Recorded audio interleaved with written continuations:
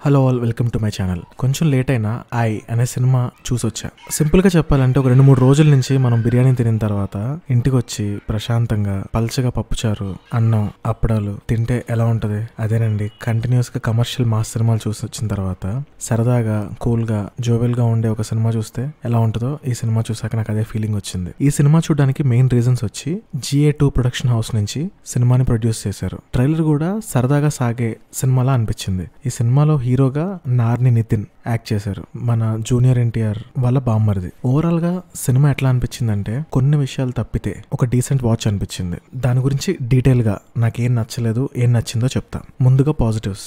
Director ఒక మంచి intention తో సినిమా తీశారు అనిపించింది. ఓవరాల్ గా ఒక థీమ్ అనుకొని అదే పేస్ లో సినిమాని తీశారు. రెండోది, క్యాస్ట్ ఫీలింగ్ ఉన్నప్పటికీ స్నేహం ఎంత గొప్పదో ఈ సినిమాలో ఒక పాయింట్ ని తీసుకొని సింపుల్ అండ్ కూల్ గా ఎక్కువ నస పెట్టకుండా తీశారు ఆ పాయింట్ ని. సినిమాకు ఇంకో మేజర్ ప్లస్ పాయింట్ ఏంటంటే హీరో ఫ్రెండ్స్ గా చేసిన అంకిత్ కొయ్య అండ్ కసిరాజు. ఆల్రెడీ కొన్ని సినిమాల్లో చూసుంటాం మనం వీళ్ళిద్దరిని. వాళ్ళిద్దరు ఏం యాక్టింగ్ చేశారు సినిమాలో. వాళ్ళ is, dialogue delivery, comedy timing గానీ సినిమాకి మేజర్ ప్లస్ అని చెప్పాలి. హీరోతో పాటు ఈక్వల్ గా ఉంటాయి వాళ్ళ స్క్రీన్ స్పేస్ అనేది. అండ్ హీరో హీరోయిన్ కూడా ఒక డీసెంట్ యాక్ట్ అయితే చేశారు. BGM కొన్ని సీన్లప్పుడు చాలా అంటే చాలా బాగుంది. ఒక 2 సాంగ్స్ బాగున్నాయి. విజువల్స్ అయితే చాలా బాగా చూపించారు ఈ సినిమాలో. గోదావరి జిల్లాలో ఉండే అందాలు. ఈ సినిమా మాక్సిమం చాలా చోట్ల రైన్ ఎఫెక్ట్ వాడారు. అఫ్ కోర్స్ రైన్ పడిందేమో, అది కూడా చాలా బ్యూటిఫుల్ గా అనిపించింది. పర్సనల్ గా క్లైమాక్స్ అయితే చాలా బాగా ప్లాన్ చేశారు. సినిమా అయిన తర్వాత ఒక మంచి ఫీల్ తో, ఒక హ్యాపీ మూమెంట్ తో బయటకు వస్తాం. ఇకపోతే నెగిటివ్స్.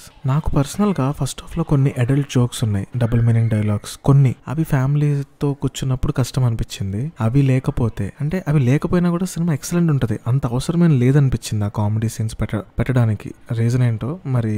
అవి తీసేస్తే సినిమా అంతా చాలా డీసెంట్ వాచ్ అని చెప్పాలి. సినిమా మీరు ఇప్పటికే చూసేసి ఉంటే మీకు ఎట్లా అనిపించిందో కమెంట్స్ లో మీ ఒపీనియన్ ని చెప్పండి. చూడకపోతే చూసేయండి. కంటెంట్ నచ్చితే లైక్ చేసి వీడియోని share it with your friends and family. మరిన్ని చిత్రం చెప్పిన కబుర్లతో మళ్ళీ కలుద్దాం. ఇక ఉంటా మరి.